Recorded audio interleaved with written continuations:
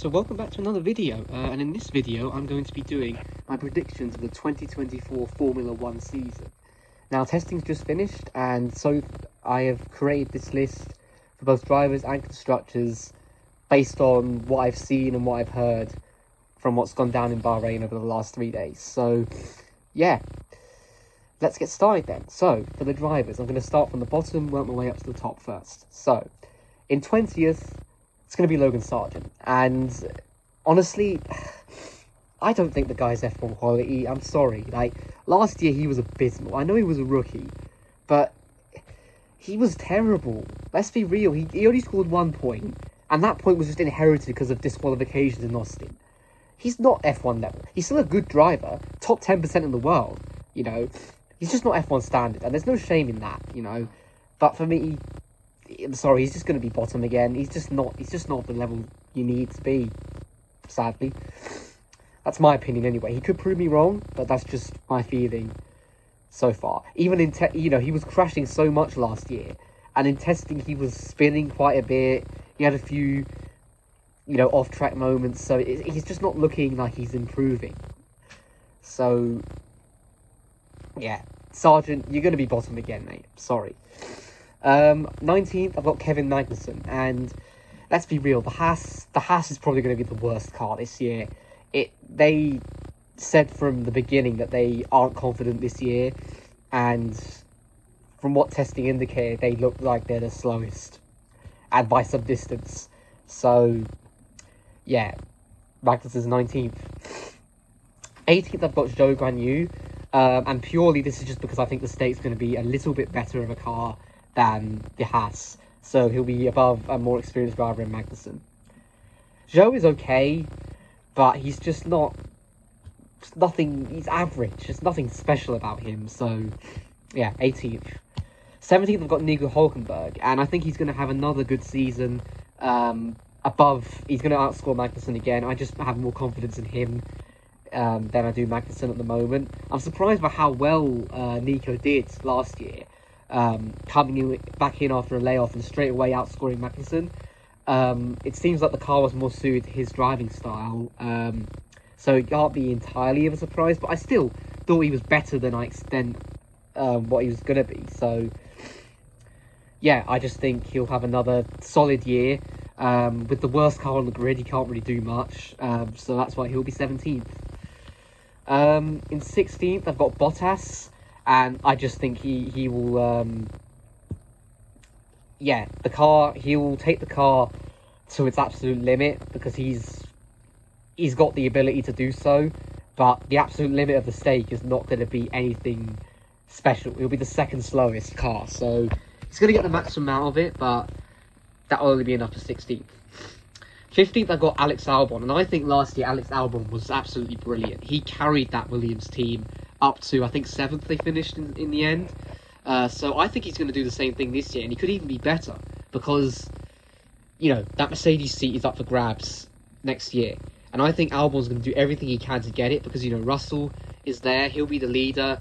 They get on very well. And I think Toto Wolff will go for Albon because he'll be a good number 2 for Russell. Won't get in his way because they get on really well. So I think if as long as Albon does what he did last year, or a little bit more, which I think he will do, he'll get that Mercedes seat. So I just think 15th, he'll carry Williams to their final position again, and yeah, he'll have another good year. 14th, I've got Lance Stroll, and the Aston Martin's going to be a better car than this. He should be getting to better positions, but he's Lance Stroll. He's only in the sport because of his dad. He's not good, so he's finishing 14th.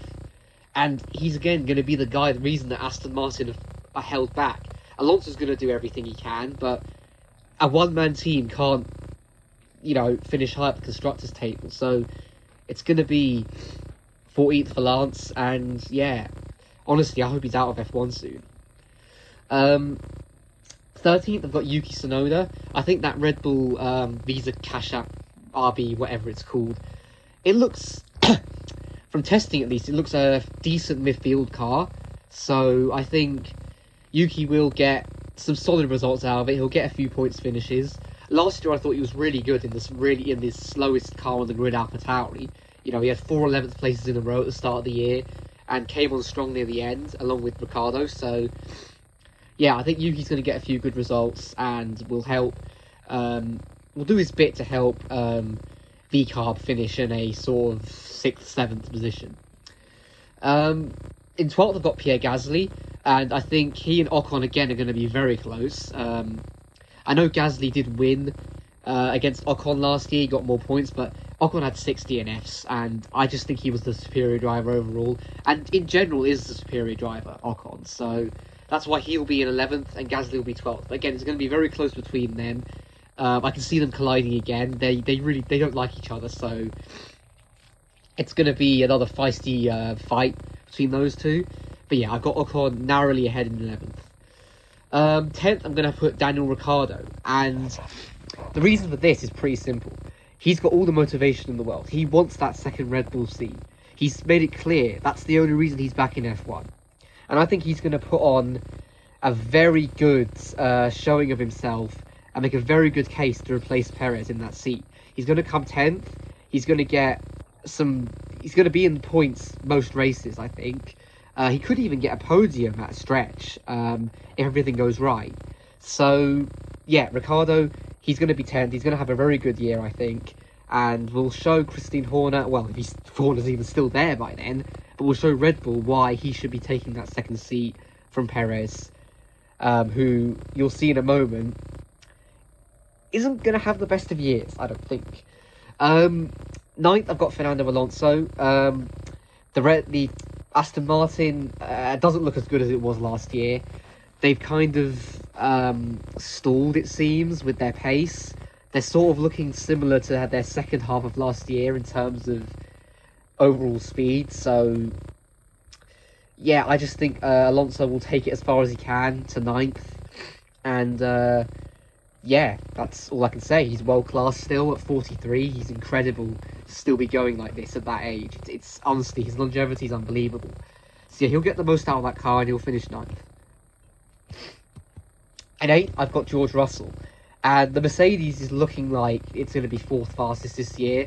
So Russell will, I think, have a better year than he did last year. He'll get some solid results, a couple podiums here and there.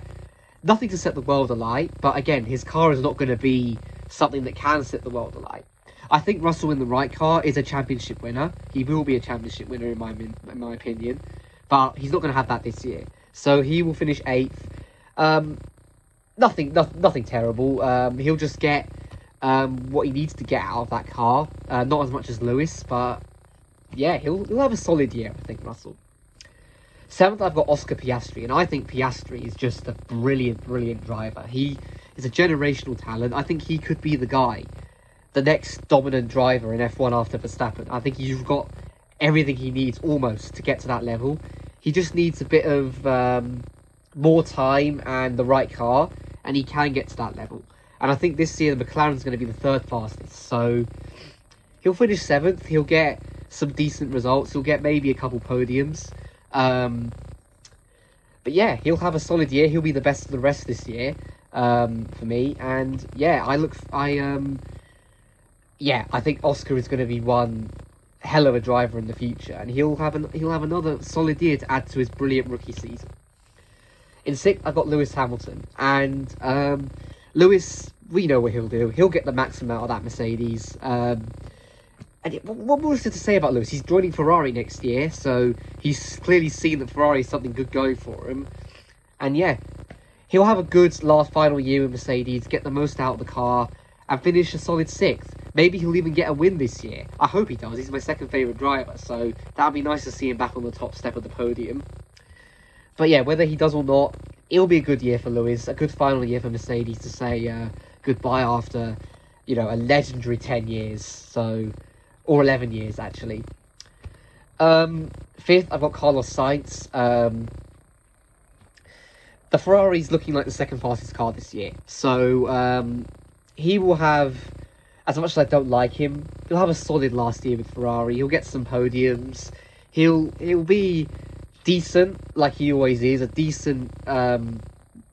he'll be the number 2 this year at Ferrari, because it seems like the car is geared more towards Charles Leclerc, so Yeah, he'll be solid. He'll be all right, I guess, but nothing special. I've never thought Carlos Sainz is anything special, and I'm glad he's leaving the team because he's caused so many problems in recent years, and I'm glad he's out at the end of the year. He'll finish 5th. That's all there is to say about Sainz. 4th, I've got Sergio Perez. Now, this is interesting.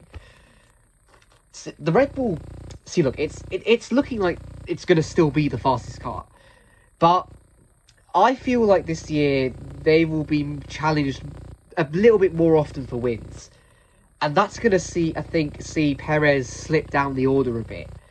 He doesn't like cars that are designed for Max. Well, obviously not, but he's not of the level where he can get the most out of a elite car like the Red Bull. So I just think he's going to have a really underwhelming season again and probably lose the seat to Ricciardo. I can't see him finishing better than 4th because I think the guys above him are just much better drivers and will get the most out of their machinery, which will mean they propel themselves above one of the Red Bulls. It'll be the fastest car, but Perez is just not going to get enough out of it. He might get a win or two, but he's going to come 4th. He's probably going to lose his seat at the end of the year. That's just how I see it going. 3rd, I think is going to be Lando Norris. Now, Lando is my 3rd favourite driver, someone I really like. I think this year he's going to be getting towards his prime. He's finally going to get his first win this year, I think.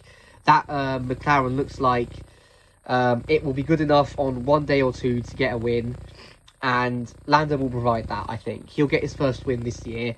Not sure which race it will be, but I think for me, he will get his first win, and he will show why he's a future world champion this year. He'll get a lot of podiums. He'll be fighting at the top fairly often, I'd say. And this will be the year where he can build into being a title contender, I think. He'll get his first win, and he'll really show that he's going to be a force to be reckoned with in years to come.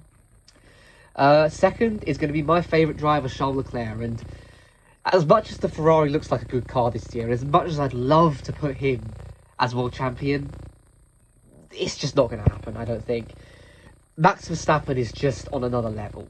Leclerc can compete with him on good days, but Leclerc's good days are far between.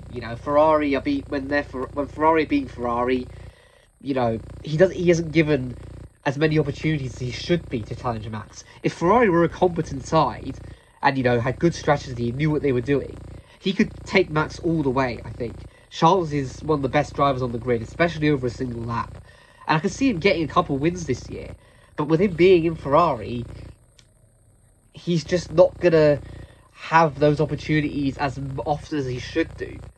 So he'll get a good few wins. He'll be the guy who challenges Max most often. But because of Ferrari, he's just not going to do it as often as he needs to be in a full-on title contention. So he'll finish 2nd this year. It will probably be his best year so far in F1. He'll get 2 or 3 wins, but he won't challenge Max. As much as I'd love him to, he won't, I don't think. So yeah, in 1st, it's going to be Max Verstappen. It's going to be another easy title win for Max. His 4th in a row. He's going to continue his era of dominance.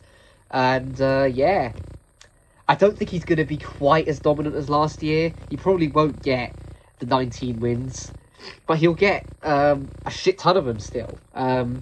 He'll win the championship easily, and yeah, that's all there is to say. Max Verstappen to be world champion for the 4th year in a row.